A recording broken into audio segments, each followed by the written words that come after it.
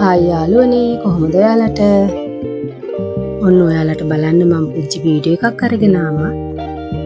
අපේ ගෙදර පුංචි යාළුවෝ ටිකක් ඉන්නවා.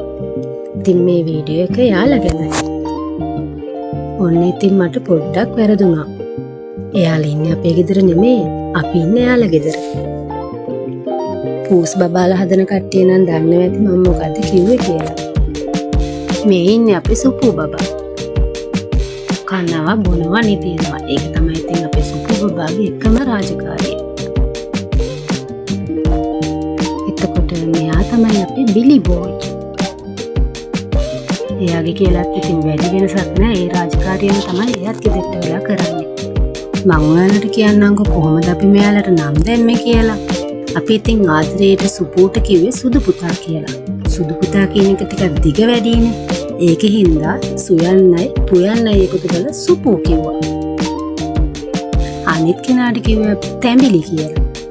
තැඹිලි කියන එකේ තෑන්න කපලා බිලි කියන්න ගත්තා. මේ කම්මැලියෝ දෙන්න උදේ ඉඳන් හවස වෙනකන් එක තාලෙට නිදා ගන්නවා. බලන්නකො ඔයාලත් කොහොමද මෙයාලා ඉන්නේ කියලා.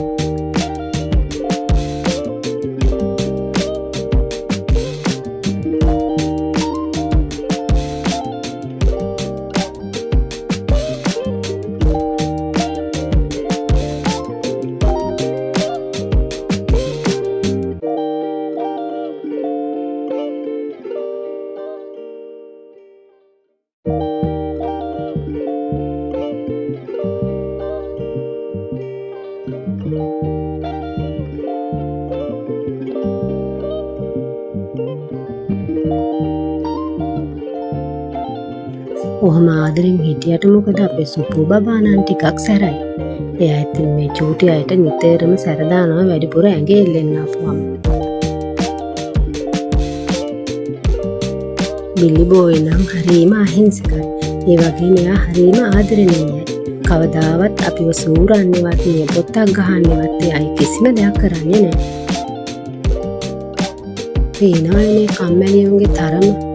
අපි ඉතින් කොච්චර කතා කරත් හැරි නිදා ගන්න එක තමයි කරන්නේ.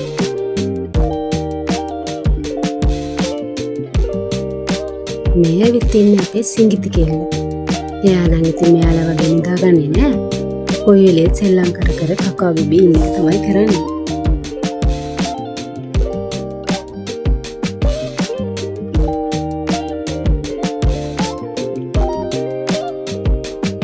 මේ වස කම්මැලිය දෙන්න වගේ නම් නෙමෙයි. පූස් කෙල්ලෝ නම් ටිකක් සෙල්ලම් කරලා ඉන්නවා.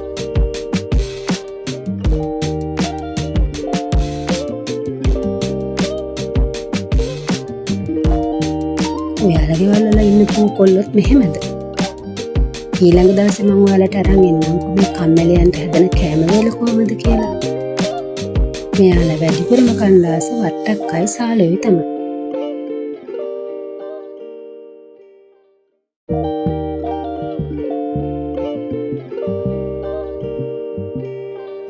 අලුත් වීඩියෝ එකකින් හම්බ වෙනකම් එහෙනම් අපි ගිහිල්ලා එන්නම්. අපිත් එක්ක එකතු වෙච්ච ඔයාලට ගොඩාක් ස්තුතියි.